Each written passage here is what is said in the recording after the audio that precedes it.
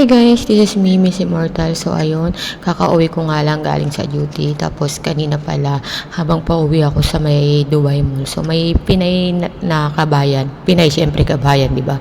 Ang gulo mo, Miss Immortal, ayusin mo decision mo sa buhay. So ayun na nga, may nag-offer sa akin na kapwa natin Pinay na sabi niya kasi kanina, sis, baka hindi ka pa nagmerienda, may dala ko ditong suman. So ako naman, akala ko free. Sabi ko, oh sige, sabi ko, na-miss ko naman na kumain ng suman, Pinoy food yata yan. So, yun, sabi ko, sige, pengi ako, sabi ko ganun. Tapos nung pag-abot niya sa akin, sabi niya, sis, 20 dirhams lang yan.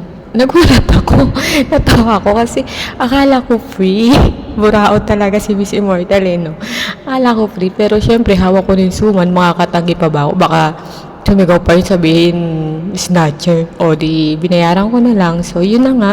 So ayan, pag uwi ko, ayan, kinakain ko na yung suman, bali yan ang dinner ko.